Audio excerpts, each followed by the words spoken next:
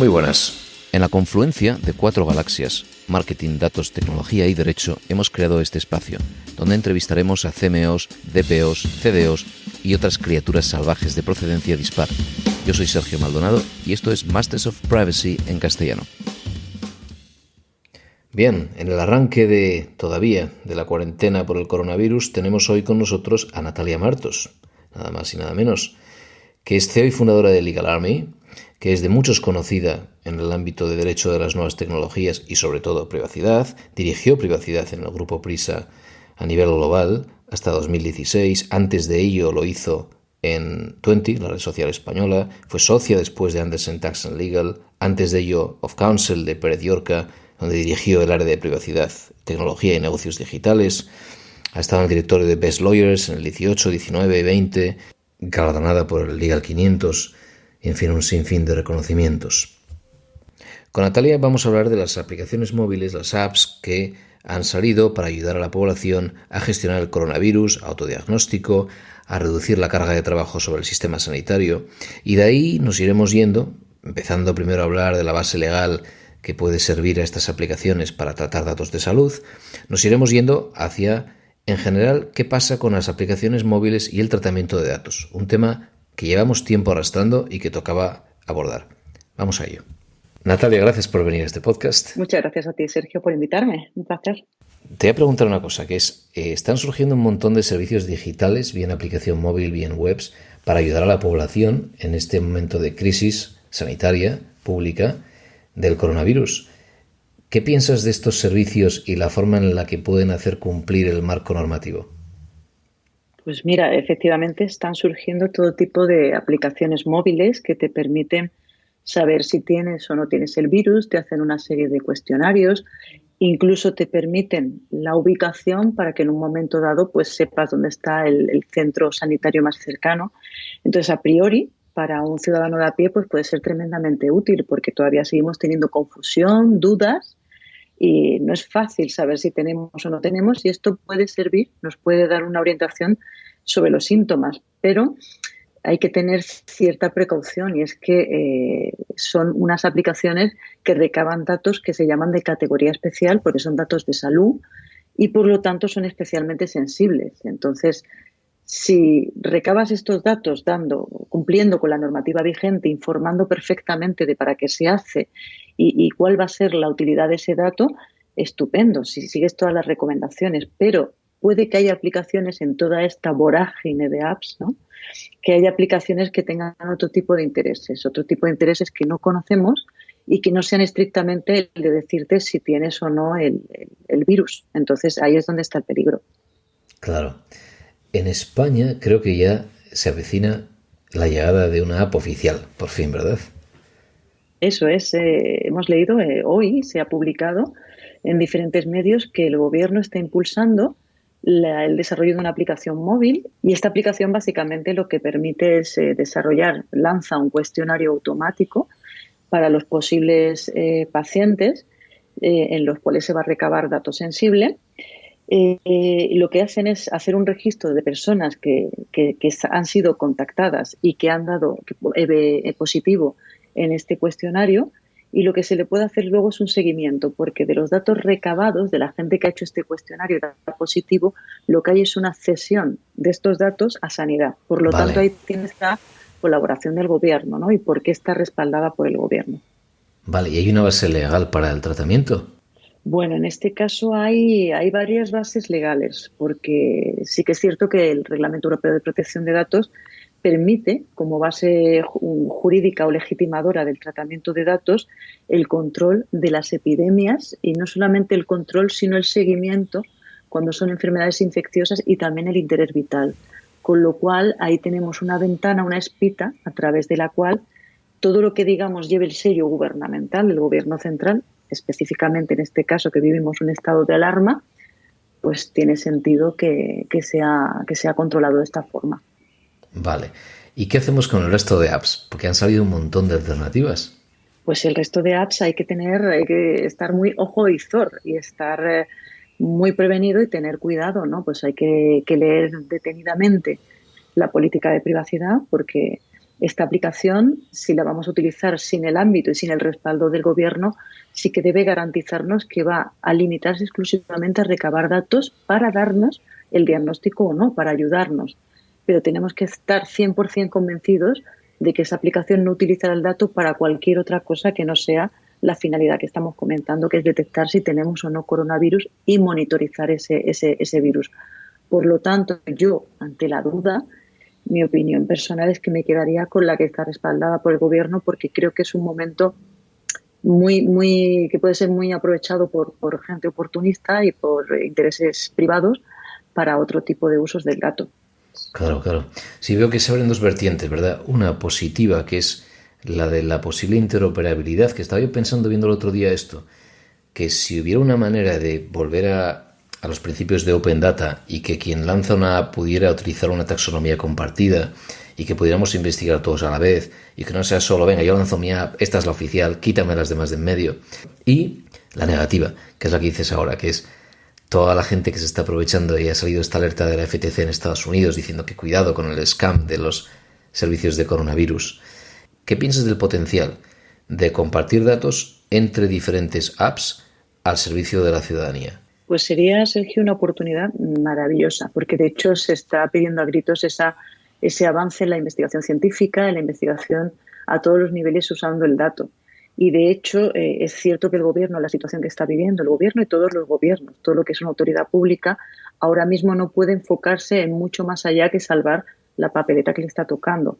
Por lo tanto, si tenemos una cantidad de organizaciones privadas o incluso entidades de estudio académicas que están dedicadas a la investigación, creo que es el caldo de cultivo perfecto y el momento perfecto para compartir toda esa data dentro de un marco y de una función muy determinada, porque avanzaríamos muchísimo en el tema epidemiológico, en el control, en la investigación, pero entiendo que a nivel jurídico no estamos preparados y no están sentadas las bases ni la cultura de ese Open Data, ¿no? Es una lástima. Queremos lo bueno de la protección de datos, pero no puede haber un efecto pernicioso de que la gente, por ese miedo a las cadenas de custodia, de repente sea reticente a compartir donde sí aporta valor y no aporta tanto riesgo, o se pudiera mitigar el riesgo. Y esto me recuerda a China.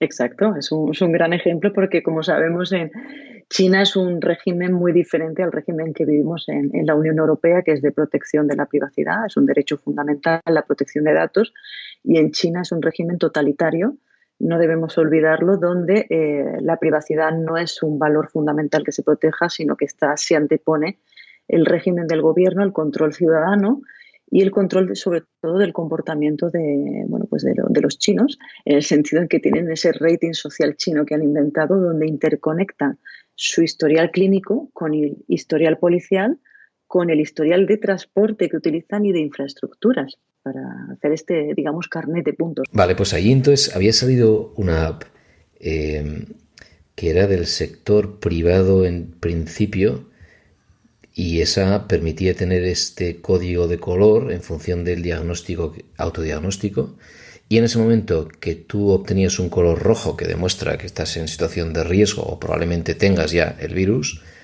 esto manda tu ubicación, te declara en cuarentena y afecta el hecho de que la incumplas a ese rating social. Pero era una empresa privada, ¿no? Entonces, ¿cómo analizas eso? Alibaba era a través de Alipay. Ajá. Pues es paradójico porque es raro que una empresa privada se dedique a hacer este tipo de análisis y de traqueo, ¿no? De seguimiento del ciudadano, máxime cuando el gobierno chino es el que siempre recaba esta información.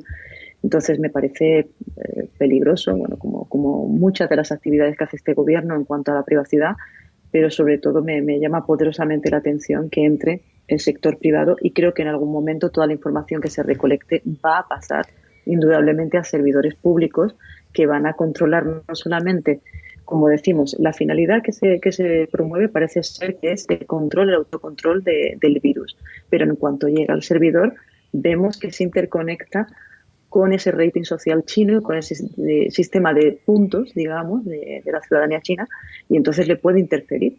Imaginemos que te saltas la cuarentena y sales de casa y tienes una pérdida de puntos en tu grado de ciudadanía de buen ciudadano chino, ¿no?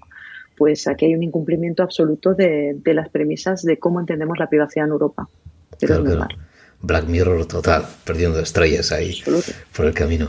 Vale, entonces ahora si nos pusiéramos en la piel de la gente que tiene que velar por la privacidad o aspirar al mejor estándar de privacidad desde el diseño y por defecto en España, por ejemplo, en España partiendo de cero y lanzando la app bajo premisas RGPD, y ahora tuviéramos que ponernos en su piel, ¿qué crees tú que serían salvaguardas interesantes para adoptar en el diseño de la aplicación? Para diseñar una aplicación en este sentido, una aplicación que pretenda ayudar a detectar el coronavirus, hay que seguir los principios de RGPD y más concretamente la resolución de la agencia que dictó este mismo 12 de marzo. Esta resolución, pues lo que viene a decir es que las aplicaciones que se vayan desarrollando hay que tener cierta precaución ante todo lo que está saliendo, porque solamente podemos atender aplicaciones que busquen la finalidad concreta de saber si tenemos o no tenemos el virus, ¿no? Y nos explica que hay como base legitimadora, se permite el interés vital y el control de las epidemias y su propagación. Entonces, todo esto nos lo dice la agencia. Entonces, digamos que estamos viviendo una situación de tremenda excepcionalidad, donde datos que son extremadamente sensibles de carácter especial, según el RGPD en su artículo 9, pues la propia agencia te dice que aquí hay una situación excepcional y que se puede tratar de forma diferente. Esto es, sin el consentimiento del titular, del ciudadano, se puede tratar el dato porque hay una situación de mayor riesgo, que es la propagación del virus. Entonces hay un interés vital que prevalece sobre el interés particular. Qué bien, o sea que tenemos eso, directrices, ¿vale? Y la otra cosa que me surgía al respecto de estas mejores prácticas para privacidad desde el diseño aplicada a la app es esta idea de edge computing y de que dejamos de llevar el dato a la nube para el tratamiento en un sitio centralizado, asumiendo el riesgo en ese sitio centralizado y toda la posibilidad de pérdida y todas las necesidades de salvaguarda de esa información, y empieza a haber inteligencia en el lugar donde está la persona. Es decir, que llevamos el machine learning o el aprendizaje automático, el algoritmo, la lógica al dispositivo de la persona física, de forma tal que la persona puede sobre su propia máquina aplicar la lógica, que en este caso se aplicaría, digamos que el aprendizaje de los muchos se aplicaría al individuo y que de vez en cuando habría que subir a la nube, a actualizar el algoritmo, algo así como los coches autónomos, donde en el repositorio central van aprendiendo de las líneas de la carretera y todos los Volvos, por ejemplo, se vuelven inteligentes a la vez, aprendiendo todos juntos, pero la inteligencia después se descarga a cada coche para que ese volante se mueva y reaccione en el edge. Esto sería algo que no está llegando todavía demasiado, pero entiendo que sería la siguiente fase para además eliminar riesgos, y es que mucha de la lógica de inteligencia analítica se lleve al dispositivo. ¿Qué piensas de eso? Pues me parece que tendría que ser lo sensato, igual que esta situación, aparte de su lado negativo, lógicamente tenemos que ver el positivo, que sería la apertura del Open Data, de cruzar los análisis para avanzar en la investigación. Pues esto sería tremendamente interesante, o sea, utilizar la inteligencia, el machine learning para poder dar soluciones y que, digamos, los síntomas se vayan enriqueciendo con la información de otros hasta que lleguemos a un repositorio que sea tremendamente avanzado. Con lo cual, a mí me parece que sería una solución fantástica, lo cual me trae a la cabeza, a la mente, una aplicación que, bueno, en su momento fue diabólica, y entonces vemos ahí la cara, digamos, la cara A y la cara B de la moneda, ¿no? Que fue FaceApp. ¿Recuerdas FaceApp? Que bueno, lo que pasaba Sí. es que todos caemos en FaceApp, o sea, la gran mayoría del público la descargamos, una aplicación gratuita en la cual con inteligencia artificial iba aprendiendo, ¿no? de los rostros, de cómo íbamos a envejecer o cómo seríamos de jovencitos, pero sobre todo cómo íbamos a envejecer. Entonces aprendía conforme más gente la usaba, iba avanzando ese machine learning, iba siendo más sofisticado y cada vez funcionaba mejor. Entonces ahí tienes el tema diabólico, es que por detrás no sabíamos a quién estábamos dando los datos y finalmente era una empresa rusa que no se identificaba, que no decía absolutamente nada de su política de privacidad, que no era claro. Y bueno, aquí vemos los efectos, digamos, negativos de una aplicación de machine learning, cuando nosotros el efecto positivo era simplemente divertirnos y reírnos un montón. En este caso es que estamos hablando de una cosa más seria, que es salud pública, interés vital Y bueno, si todos, o sea, si efectivamente nos ponemos de acuerdo y entramos en ese entorno colaborativo, el Machine Learning puede ser una solución increíble, ¿no? Oye, pues con FaceApp me das una entradilla fantástica a lo siguiente que quería tratar, y es saliéndonos un poco del coronavirus y yendo al contexto de todas las aplicaciones en general. Justo has tocado ahí.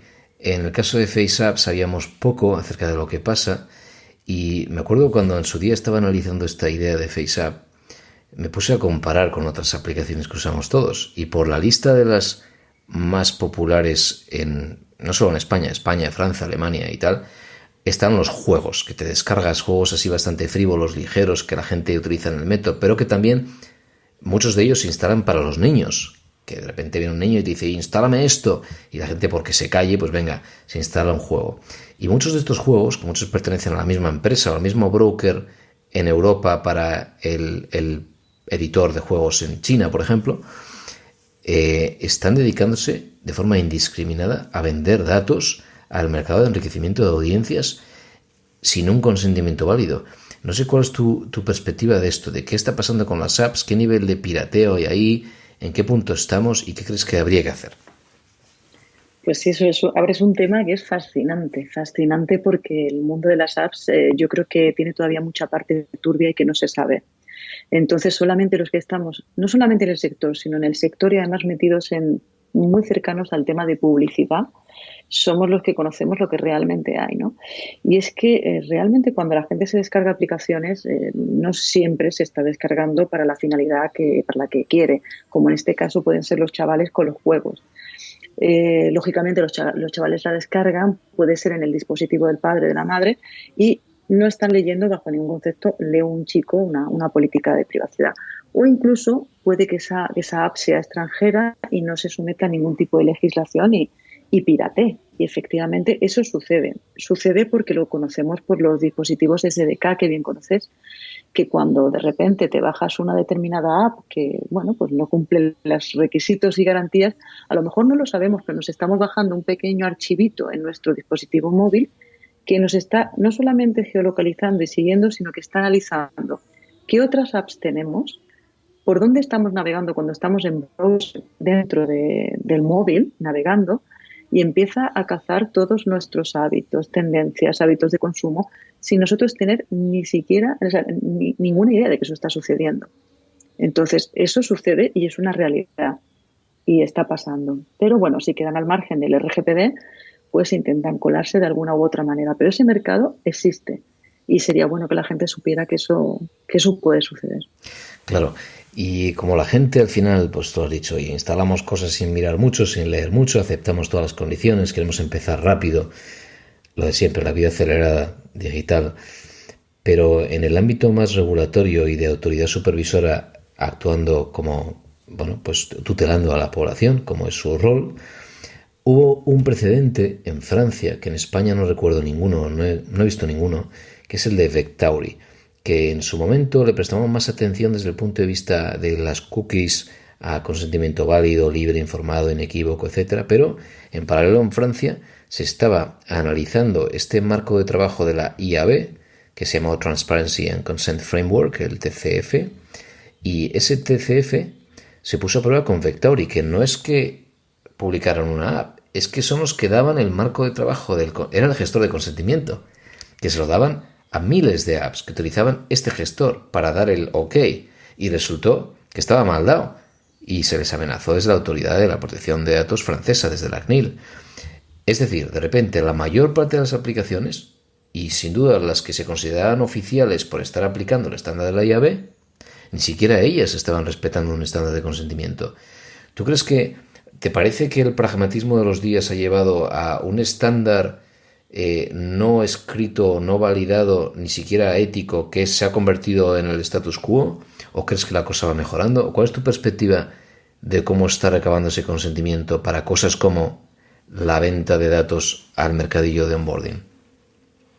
Pues es un tema que es bastante complejo y creo que no está nada claro. No está nada claro y a pesar de que tenemos el RGPD, que se suponía que viene a poner cierto orden y a exigir un consentimiento, como sabes, granular, informado, transparente, etcétera, cuando entramos en este mercado eso no es posible porque entramos en un mercado donde la obtención del consentimiento es prácticamente imposible. Y en modalidad desktop, y ya no te cuento en modalidad mobile, ¿no? En dispositivo móvil es mucho más complejo. Entonces es cuando se generan estos gestores del consentimiento o Consent Management Platforms, los CMPs famosos, que se hacen en colaboración con la IAB. Entonces yo esto lo he estudiado muchísimo porque bueno, es mi ámbito de trabajo y no deja de sorprenderme que sea una entidad, una asociación como la IAB la que determine cuál es el marco de prestación del consentimiento. Y por eso es por lo que la CNIL y también pudiera pasar en otros países que se critiquen ese tipo de marcos para la obtención del consentimiento porque es absolutamente partidista, porque si está la IAB regulando esto, pues lógicamente tiene un interés que es el de todos los anunciantes y todos los actores del ecosistema de AdTech. Por lo tanto, a mí lo que me quita es bastante esperanza el hecho de ver estos gestos y que, digamos, del GDPR nos salgan instrucciones mucho más claras, más directas, como pasó en el caso de España con la resolución de la Agencia Española de Protección de Datos, que sale una guía de cookies, digamos, con el sello de la IAB. Eso para mí es una cosa incomprensible, para mí y para muchos colegas dedicados a la privacidad de Europa del Norte, que se llevan las manos a la cabeza. Sí, ahí alucinamos todos con esa. A ver, esto también trae más cosas, porque la aplicación móvil está condicionada por el tamaño de la pantalla, por cómo es la experiencia, y a lo mejor es que la culpa es nuestra o del legislador por imponer unas medidas de información básica que por mucha capa que apliques es muy complicado embutir esto en una pantalla, ¿verdad?, de móvil, y a lo mejor la ambición debería haber ido más por la centralidad en la persona y porque la gente lo entienda que tanto por una lista interminable de menciones necesarias que muchas de ellas son tremendamente crípticas. Explicarle a una persona ahí fuera qué significa un propósito del tratamiento es muy difícil, y qué significa una base legitimadora es más difícil aún. Pero ahora ya no se puede cambiar, eso ya está en la ley. Correcto, no se puede cambiar y efectivamente el problema es que tenemos un mínimo, o sea, tú tienes un mínimo de información que ofrecer que es obligatorio para que se entienda qué es quién está detrás del servicio, cómo se presta, la finalidad para la cual se obtiene el dato, el periodo de retención, cuánto tiempo van a guardar mis datos. Tienen que facilitarte el consentimiento granular. Si hay diferentes usos para los cuales van a utilizar tu dato, tú tienes que ir consintiendo uno a uno. Y eso en una pantalla de 9 pulgadas se convierte en una cosa casi imposible. Es casi imposible y por eso hay tanto auge, yo creo, en mi opinión, del UX UI, porque necesitas a la vez que siga avanzando la tecnología, que haya una experiencia de usuario correcta. Por lo tanto, es muy difícil conjugar ambos factores, que cumplas 100% con el Reglamento General de Protección de Datos y que a la vez sea una aplicación que, bueno, que la gente quiera descargar y no se agote en la segunda pantalla porque diga, va. Y que además lo más triste de todo es que al final no se cumpla con el objetivo, como bien dices, que es informar y, digamos, dar a la gente ese self-awareness, ese conocimiento de lo que está haciendo con su dato, porque el objetivo del reglamento es que los ciudadanos recuperemos el poder de nuestro dato. Entonces, para empoderarnos, no creo que una lista infinita de finalidades y de información que es ininteligible a veces sea la manera. Creo que debe haber otras maneras mucho más creativas de hacer llegar esto al ciudadano y de obtener el consentimiento. Es posible que las apps tengan que evolucionar hacia el siguiente estándar en privacidad desde el diseño. Si vamos a un mundo muy transparente, habrá que disociar aquello que realmente haces con el dato de aquello que necesita de verdad la aplicación. Si tú necesitas un dato para algo que en ningún caso va a ser legítimo o va a ser ético o ni siquiera va a cumplir con la normativa, va a quedarse fuera de cualquier manera. Es decir, todo el mercado de onboarding, enriquecimiento, tiene toda la pinta de que esas cadenas de custodia no van a ningún lado, de que jamás van a poder cumplir con el mínimo estándar de consentimiento, no sabes ni a quién va. Como bien dices, estos data leak, esta acumulación de datos por acumular, este diógenes de tener absolutamente todo por si el día de mañana encuentro una base legitimadora o se me ocurre cómo compravendo el dato. Esto es opaco, esto es sucio para el usuario y es sucio para el ciudadano. Esto no es una manera para mí, a mis ojos y conforme a la legislación lícita, de tener una relación con el usuario o con el cliente en su caso. Creo que efectivamente tendemos y cada vez yo voy hablando con gente que va teniendo negocios donde me dice, Natalia, pero ojo, yo solamente uso el dato para cumplir con lo que tengo que cumplir, que es dar este servicio que aporta un valor añadido al usuario tremendo, como es el caso de, estamos comentando del coronavirus, ¿no? De detectar un determinado síndrome, un contagio, un tema médico, pues lo mismo para prestar cualquier tipo de producto o servicio. ¿Qué necesidad tienes de recolectar todo lo demás? Creo que efectivamente se requiere una redefinición de cómo se comunican las marcas o cómo se comunican las empresas con sus consumidores y usuarios. Y en esa redefinición de transparencia, de empoderamiento del ciudadano, creo que ya no caben esos sacos de datos en los cuales, digamos, están navegando toda nuestra intimidad y nuestra privacidad. Han perdido el control y está navegando Dios sabe dónde, ¿no? Esto yo creo que bajo mi punto de vista tiene que desaparecer y tenemos que tener una industria limpia, mucho más limpia y transparente. Vale, entonces si obligamos a la gente o si nos obligamos a nosotros mismos a hacer el esfuerzo de disociar la necesidad real de recabar un dato del propósito de esa información, rascando un poco más, dándole otra vuelta, podríamos llegar a la gestión de identidad como destino final. Es decir, hay un montón de aplicaciones en las que necesitan saber quién eres porque necesitan o bien gestionar el fraude, que tú tengas una sola cuenta y por tanto buscar la unidad en el usuario, ¿verdad? Esta es la persona, tarjeta de crédito, DNI, identificación en cuanto a gestión de fraude y otro, identificación en cuanto a punto de contacto, porque necesitan tu email para poder enviarte una confirmación, para que la notificación sea efectiva a efectos legales, incluso contractuales. Si de repente disociamos la necesidad de contacto y la necesidad de gestión de fraude, que son fundamentales en las apps, en muchos de los servicios de las apps, de la necesidad de recabar dato personal e identificativo, podríamos llegar a un mundo en el que es la gestión de identidad la clave para que todo funcione. Es decir, si yo al entrar en una app no facilito mi número de teléfono ni mi email, ni mi DNI ni nada, porque se puede llegar a mí o se puede evitar el fraude sin saber quién soy específicamente o cuál es mi forma de contacto directa, por ahí podría haber una solución.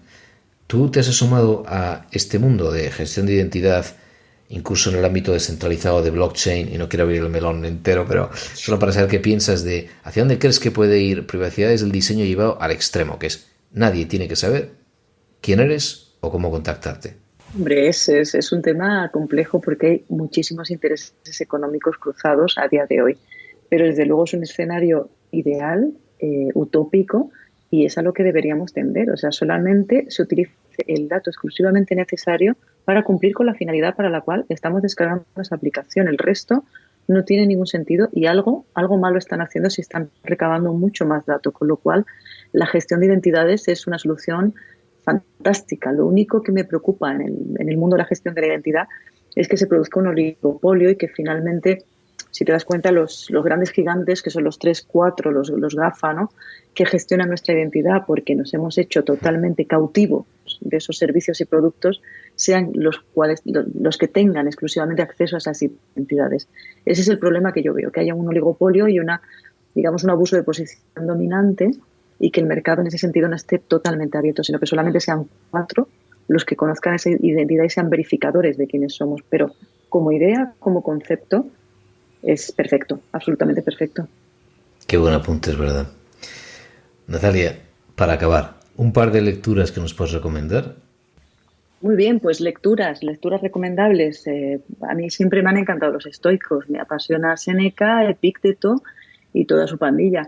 Pero especialmente Séneca porque, bueno, es fantástico, además nacido en Córdoba.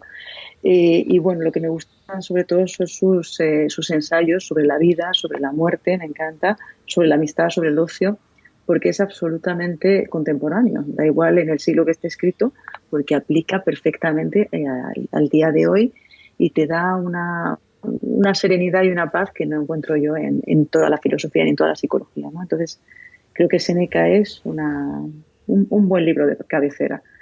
Y luego, como libro actual, para no anclarme solamente en los clásicos, algo que está de plena vigencia con el tema de las fake news, pues me ha encantado Tiempos Recios de Mario Vargas Llosa, porque, bueno, te explica cómo empiezan a producirse las teorías conspirativas, cómo a través de los intereses económicos se pueden alterar las voluntades de los países y cómo creando bulos e historietas puedes incluso derrocar a un gobierno de un país para beneficiar los intereses económicos. Esto ocurrió más concretamente en un golpe de Estado que hubo en Guatemala en los años 50 para atender a intereses puramente crematísticos y para satisfacer al gobierno norteamericano y a los intereses capitalistas, ¿no? Entonces, ahí te explica un poquito de cómo empieza esta teoría de cómo manipular la voluntad de los gobiernos, de los ciudadanos, a través de un marketing o una publicidad dirigida, ¿no? Que a día de hoy lo podemos traslucir o ver reflejado en Cambridge Analytica. Pues quizás estos fueron los albores de Cambridge Analytica, ¿no? Tiempos recios. Pues Natalia, muchas gracias por estas recomendaciones, muy útiles en días de encierro y cuarentena. Gracias por venir a este podcast.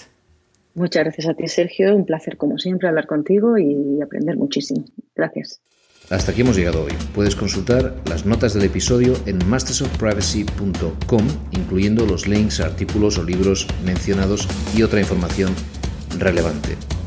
También puedes seguirnos en LinkedIn si te apetece, Privacy Cloud España en castellano o Privacy Cloud sin más en inglés, en Twitter también, por supuesto, y plantear tus cuestiones o proponernos futuras temáticas y entrevistas. Gracias y hasta la próxima.